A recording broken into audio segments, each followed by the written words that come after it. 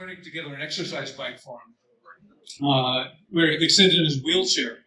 Peter had a stroke back about 2015 or so, and declining health from that, but people were trying to help him along the way. And he died in 2023. But he left quite a swath through our lives, very much inspired many of us, right? And one of his most important inspirational moves was this 1971 tour of California.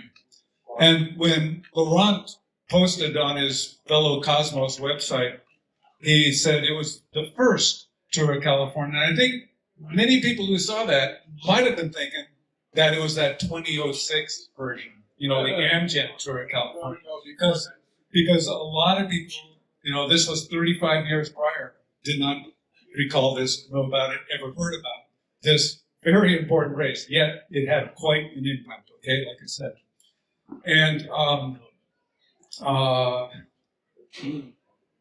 I've never given this presentation, and so I'm just winging it here, so bear with me.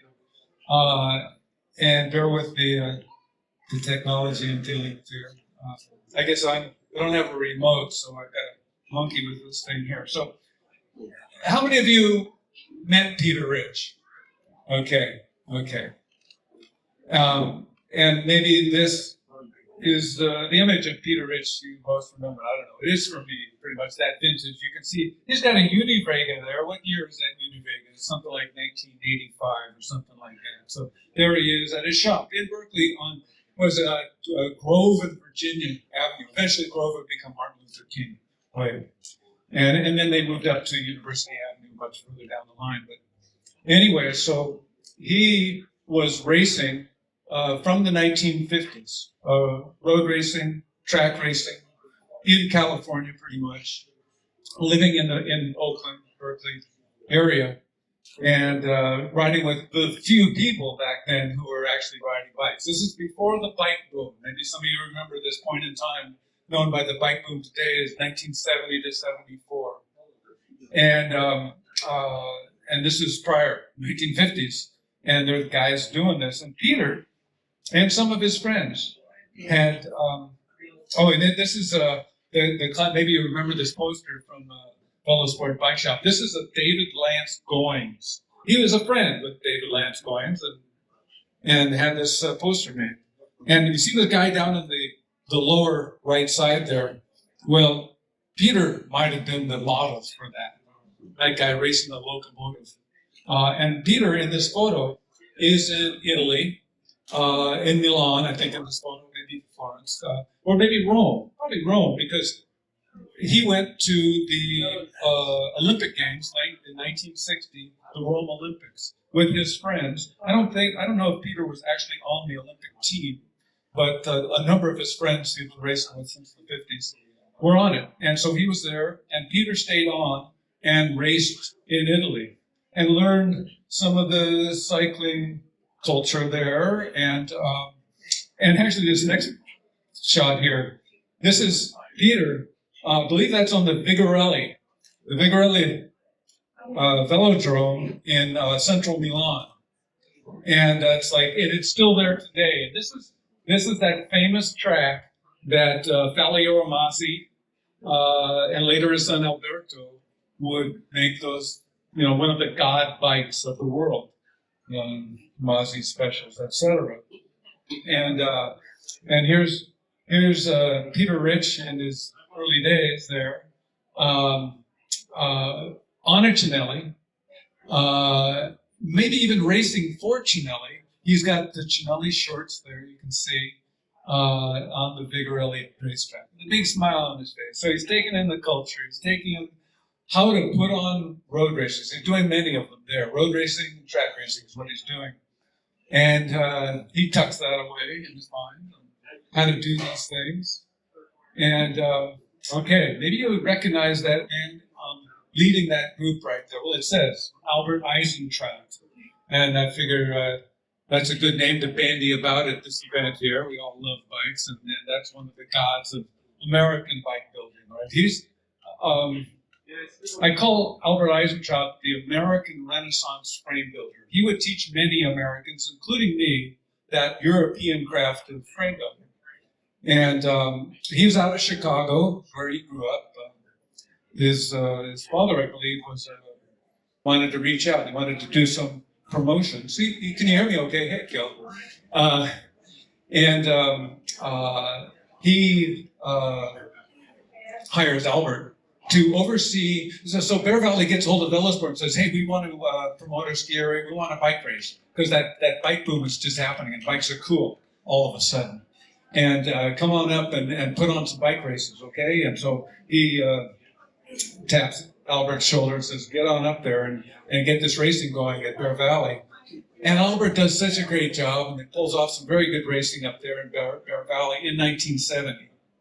And he does such a good job that Peter's going, hey, well, dang, we should do something bigger, better. And so Peter takes this thing over and comes up with this tour of California. And this is the map of the race course. It's 685 miles total. The first race starts in Bear Valley and heads down to Stockton. That's some very high-speed downhill, as you can imagine, down to Angel's Camp or so. And then the next stage would be from Stockton to Berkeley, which would be a Criterium, and in the afternoon. Okay, so there'd be a couple of multi-stage days. And stage 3 would start the next day at Golden Gate Park in San Francisco. Sorry, stage 4 would start at Golden Gate Park and go up over the Golden Gate Bridge. They actually had like a restart in Sausalito, and then head along the Marin Coast and up along Tamales Bay and up into Sonoma County to Santa Rosa.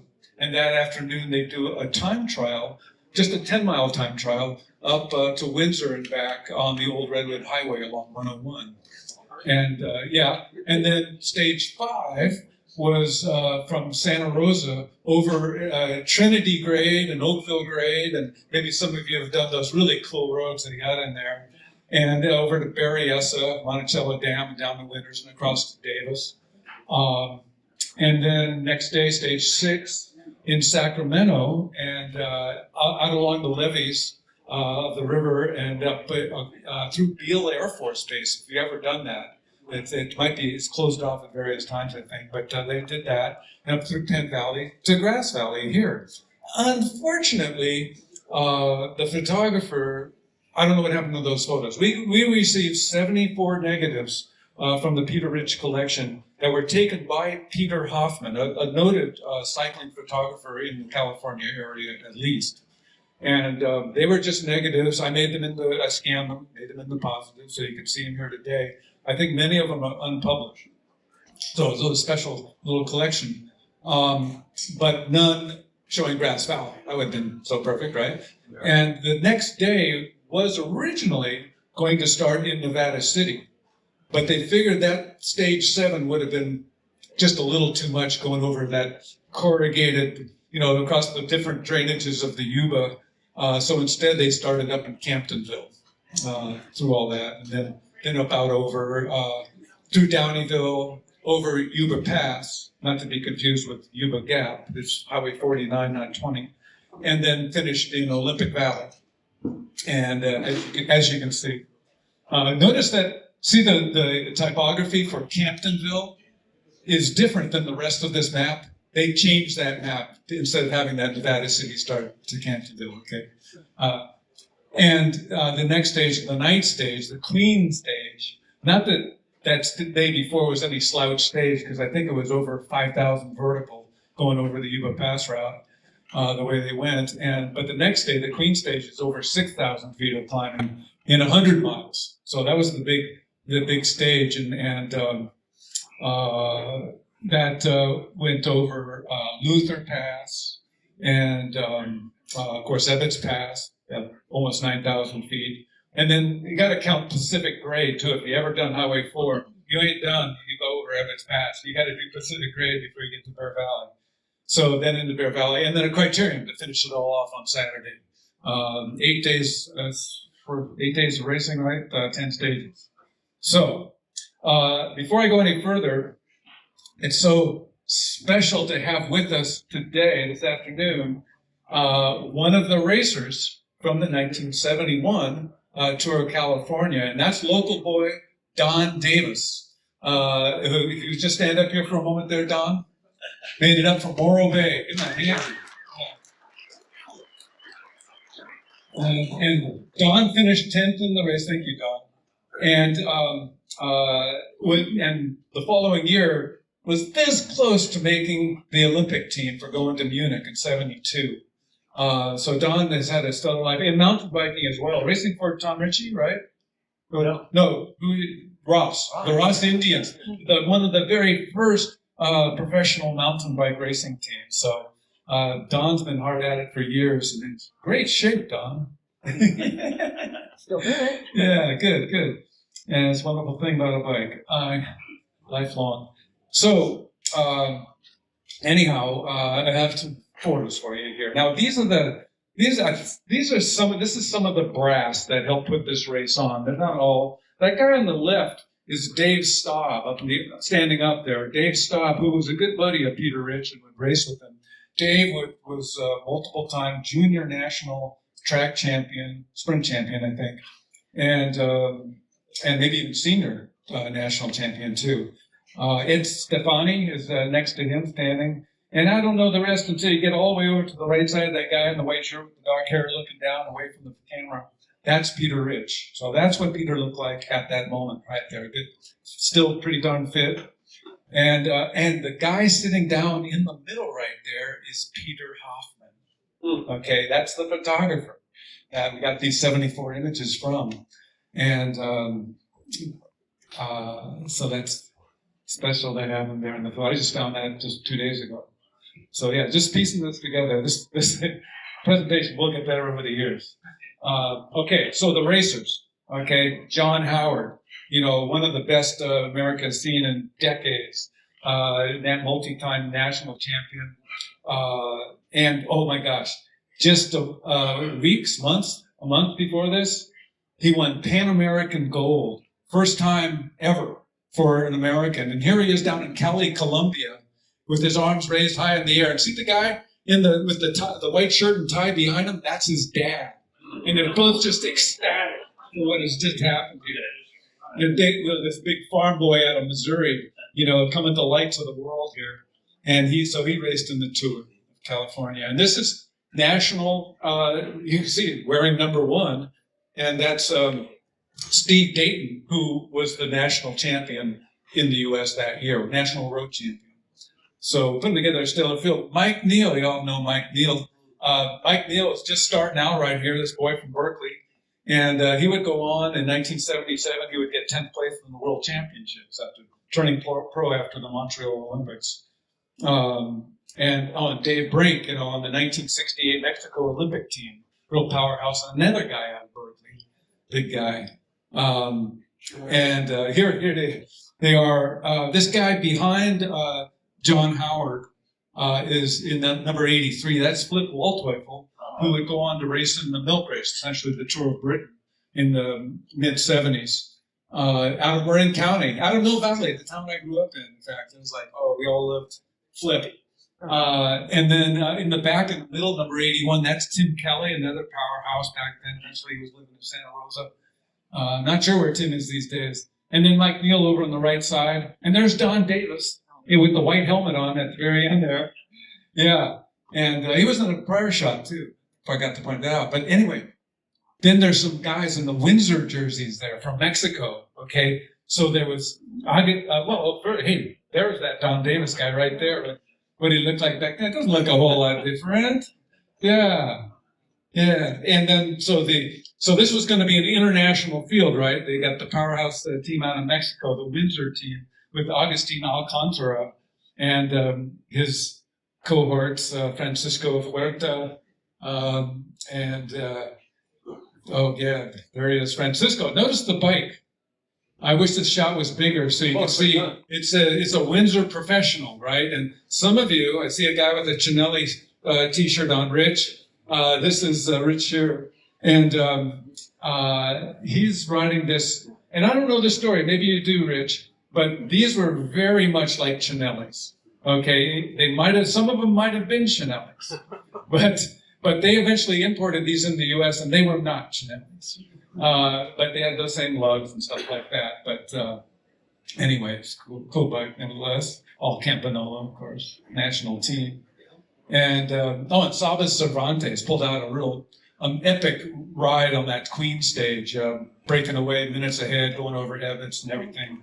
And he's got the Mexican team right up there at the top. These guys all live in Mexico City or thereabouts, at 7,000 feet. So they really came to the fore when they got into the Sierra Nevada. And also there was a team from Germany, including Klaus Demeroff. C.D. Koch from Canada, who would be on the British Columbia team. And all the way down to 18 years old. This is the youngest rider in the Tour, Down Brown, actually hailed from Reno, but he was on the Marin. You can see his jersey there, the Enspert Marin team. So nice to be represented there with our county. I should mention too, that at the time of this tour, where was I at that time? I was 17 years old. I was too young to race in this thing. I had, and I was racing. I started racing in 1970, not that I was at this level quite yet. And so I had taken a bicycle trip through Europe in 1971. In fact, I got back just a couple of weeks before the Tour of California started. But all us cyclists in Marin knew about this big upcoming race. It was like the big deal. And I wanted to go there, but I was enrolling into school right about this time. This was late August, early September, and I'm enrolling into this TAM High School alternative education called On Location. And actually, while this race was happening, I think I was riding up to the Sierra Nevada. My father had shuttled me across the bay, and then I rode through Niles Canyon and through Manteca and up Big Oak Flat Road to where we were going to meet up in Yosemite at the forestry camp. And so I missed this whole thing. I didn't go to it. I didn't see it. But anyway, it's good to see these photos of what actually came down. Now, this is the start in Bear Valley. Riders are at the line taking a break until it's finally going to get going. And they would ride down like 50 miles an hour down Highway 4, down into Angels Camp and Arnold, et cetera. And through Angels Camp right here, in fact. Maybe some of you know Angels Camp. And there you are right downtown. That building is still there in Angels Camp. And there they are crossing the valley. Peloton. And getting into with a lot of CHP action here, as you can imagine. This is like racing on the highway. And, and Peter Rich was a policeman in Berkeley and had connections around the state and got hold of the CHP, I'm sure. And there was a centerline rule, right? This was not European road racing to that degree. But anyway, there were some, and they'd have a 5-minute violation for crossing the center line too. So he was paying attention. Don was telling me he was really taking that seriously, and it helped him in the race for sure. And this is one of the hotel that they stayed in. In fact, they stayed in some very nice hotels. This might not be top of the rung, but they stayed in the Claremont Hotel in Berkeley, things like that. And they've got sponsors from Ford, sponsors from Raleigh, the biggest bike maker in the world, and of course Bear Valley Development Company. And so there's a lot of money being shelled out here for accommodating. You get room and board to be when you're in the tour. Trying to make it like a full European race. And here, this is at the Berkeley Criterium the evening of the second day. And our Flip Waldteufel is wearing the yellow jersey. And that's pretty cool, right at the start of the race. For one day, yeah. And here they are. Here's you'll see the ubiquitous Ford Pintos, race director. This is, if any of you know riding in Marin, this is going up from Muir Beach up onto the coastal bluffs there. And you can see the riders stringing up the hill. And this is coming down. You can see Bolinas Lagoon off in the distance there as they're winding down Highway 1 into Stinson Beach. And further up Tamales Bay, it's the German off the front. Coming up at Keys Estuary there, and it's still pretty much a big Peloton group, but it's starting to break up. Like right in the break happens in Tamales downtown with Brink going off the front with one of the Mexican team riders, and up the hill and over the top and down. This is, I don't know if you know that downhill there, it's a pretty good one. And out through Fallon. And Siki Co caught up and won the race. Dave Breen got second. Anyhow, that afternoon would be this 12-mile time trial. And it was crazy because this is August, right? Late August. And you could see the course, nobody watered the course except Mother Nature. And it was this crazy thing. When the first rider went off, the rain came down. When the last rider was done, the rain stopped. It was just a freak summer thing in California. It didn't even make it down to Marin County. We just had a trace of rain down in Marin. Yeah, at least in Rio Valley. Next day started out of Santa Rosa. Here's a whole group together with an escort of Ford Pintos. And up Trinity Grade, that awful, wonderful, sinuous climb up over the hills from Sonoma County to, did I skip a shot? No. Okay. So here you are. There's the Sonoma Valley, and you're going over into the Napa Valley here. And Nick Farratz, if you know the bike bar, he's the last guy there. He was an old guy then. He was all of 38 years old. And on up the hill.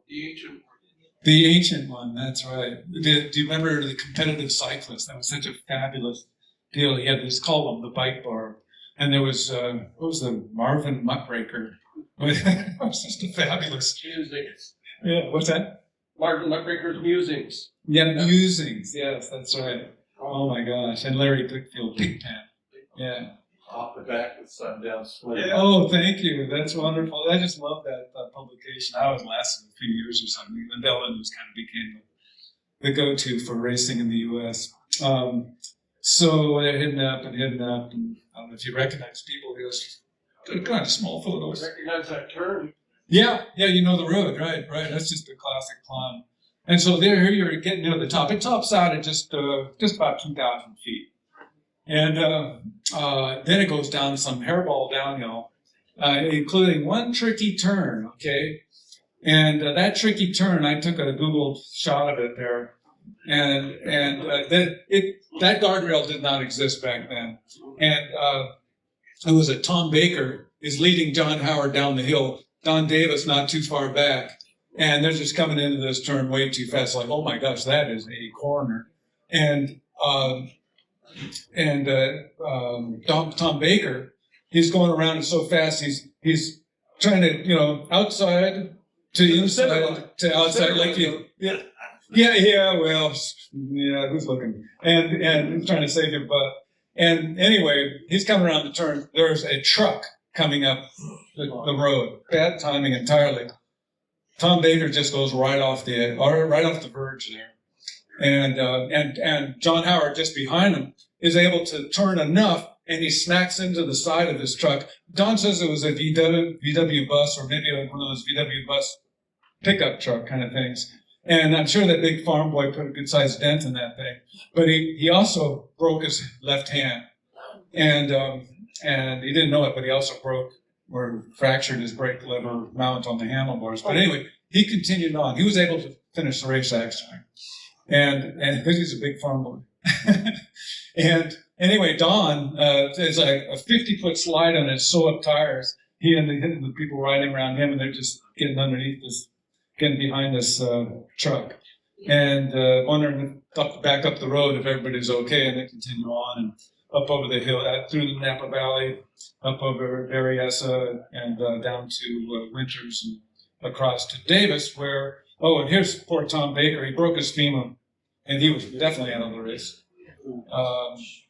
And then in that clever bike bar, I think he was state time trial champion at this point, and he gets away, and he just makes it in time to the finish line, winning the race there in Davis, downtown Davis.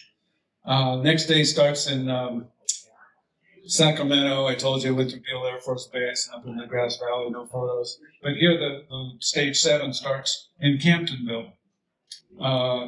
Biggest thing that ever happened in Camptonville since the gold rush, maybe. and the total invasion by these aliens with two wheels. And I don't know what they thought. They're looking, there's a gal up on the porch there looking out over this throng of cyclists. Woo. And back before this was common occurrence. And they headed up the road. And over the top there, there's Highway 49, and maybe that's county line? I don't know where it would be. They going into is that the Middle Fork? What's Downeyville is in the Middle Fork of the Yuba? I'm not even sure. That is all the way North Fork. Okay. Yeah. Okay. That's North Fork. Okay. So up the North Fork, there you go, and through Downeyville, and on up, starting up Yuba Pass, and things are thinning out a little bit. It's like the air is thinning out. And there's Sierra Buttes, if you know that site right there, Francisco Huerta off the front. Still there today, going over the top, down to Sierraville, I guess, and then down to Olympic Valley, where Agustin Alcantara wins the sprint ahead of C. Coke. And there is none other, in third place is John Alice on the Raleigh team, the Raleigh New England team, which would become Century Road Club of America. It was a very powerhouse team in the 70s, I guess the 80s and onward. And then, and during this race, or sometime around this race, there's a race for mere mortals, like kids. And you might recognize this guy here. He's being honored here today with some bikes up here and over there. This is Ron Miller. This is Ron Miller at age 13. Okay? Mind you, he and his good buddy, Jim Rogers, also age 13 in this photo, had founded Tour of Nevada City Bicycle Shop 2 years earlier in 1969 when they were 11 years old. Okay? And Dwayne Strasser, who ran that bike shop for 25 years or so, will tell you more about those amazing guys, and Ron Miller especially. But yeah, there they are on their PX10s. PX10s, I guess they were the Peugeot dealer in town. And it was amazing to run across this. That's Ron's sister Karen right there. I don't know if that's a parent, but anyhow, Don's helped me identify some of these photos. But yeah, I raced with these two guys in the 70s, mid-70s, when they finally became seniors, or even when they were juniors.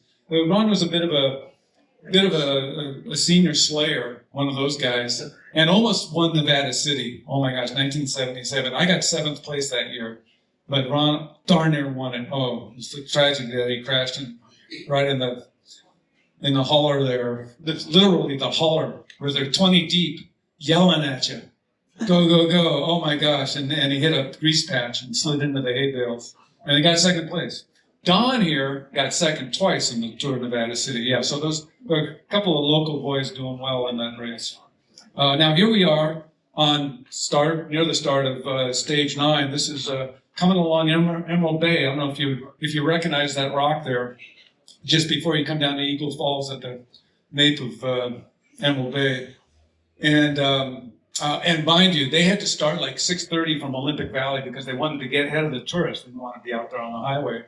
And it had snowed just recently because of that rainstorm that came through Santa Rosa, whatever, went across the Sierra, dumped a little snow, and it was cold once it started clearing up, as will happen. And they started at 6:30, and there were a lot of chilly riders there. And they're all bundled together in their peloton and not going very quick. Except for maybe Sabas Cervantes, who took a flyer pretty early. And so here, coming up from Eagle Falls and Emerald Bay there. And over Luther Pass. And this is Sabas Cervantes all by himself, heading up to Ebbets. I was out there a week or so ago and checking out these exact places where these photos were taken. Further up, getting towards Raymond Peak up there at the top. That's Raymond Peak in the background.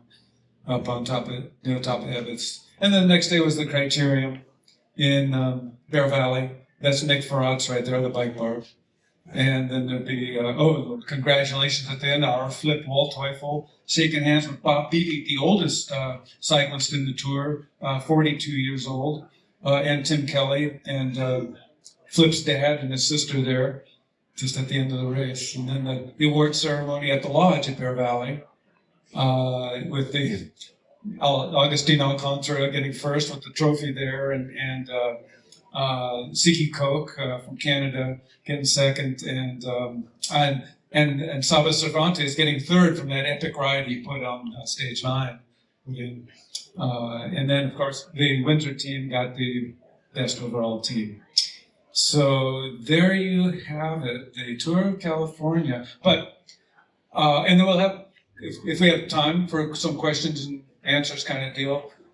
Before, and Laurent, where are you? How are we doing on time? Okay. What is it? What time is it? 3:45. Okay. Okay. So I got to cut it short. But I have, before we go to Q&A, I want to pose a few questions to you, if I may.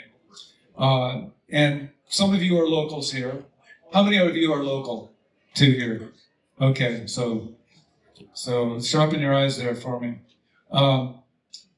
Okay. Does anybody recognize this building? Okay. Did any of you watch the Tour of Nevada City before 1980? Okay. Now, did any of you race Nevada City? Oh, very good. Charlie, all right. And Don, you raced it, of course. And you know the answer to this, so not you. Anyway, so this is the Peter Hoffman photo, right? And I'm going, well, where's that? Well, I should have recognized it because this is in the coolest part of the old race course. Okay, this is when the race was fun. All that pain going up the hill would be returned with this awesome chute up to the county courthouse here. Later years, they go down to the freeway and kill all the speed. And it was just pain on both turns and going up the hill. It's this crazy thing. I hope when the Tour of Nevada City comes back, it'll be the old course, because that was a wicked great course. You come down Broad Street onto Pine. Well, this is at Pine and Commercial. And that building there, you can't see it because it's too small. It's some gem shop or something like that, a few around here.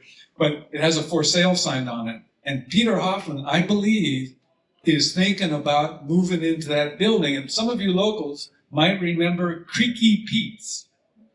Okay, and I believe that would become Creaky Pete's, and which would be kind of a beautiful restaurant in town, especially for the cyclists, and where a lot of cycling stories would be told. That would become Creaky Pete. So here's one I don't know the answer to. Does anybody recognize this white building, this white house? Probably in Nevada City as well. No. Okay, never mind. Or this mining shack. That doesn't look familiar at all. I have no idea. So you got one of the three figured out. So that's my show for you. And now questions and answers. Does anybody have a question for me? Maybe I answered it all.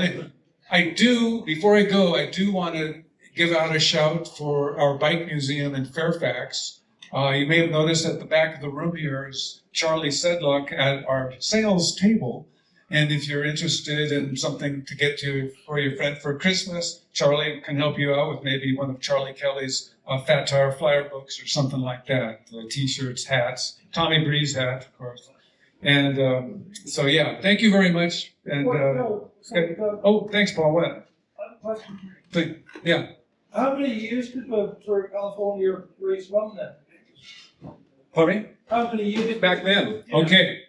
Thank you. I'm glad you asked that, because I meant to mention this. Okay. At the end of the tour, Peter had covered all the food and lodging for the racers and all this stuff. Just a crazy outlay, which he had negotiated with Raleigh and Bear Valley and Ford, etc. Well, I don't know about all of them, but I do know that Raleigh reneged. And Peter was left holding the bag. And it probably the equivalent of not $500,000, but $300,000 in today's money, his outlay, and he was almost bankrupted by this, and hoped there would be a second year for the tour, but there was not. It was just too big. In fact, there would not be a Tour of California for 35 years. Okay, so this is Peter's passion, wanting to give back to his country with this wonderful thing we know as the bicycle. So thank you, Peter Rich.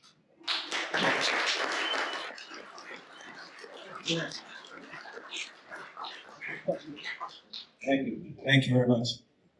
We'll have a little break, and in about half an hour or so, Dwayne will talk about Ron Miller, which we have some of these bikes here. Joe already mentioned him, and that will be a really great story as well. And then after that, Paul will give a presentation about the early days of mountain bike racing, how they started that through the British Challenge and the Olympics, pretty much a 10-year frame. So that will be at 5. See you soon. Grab some drinks. Thank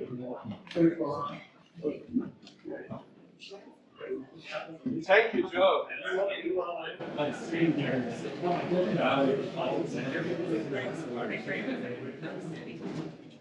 Nice job. That was great. Yeah, you're getting so good at that.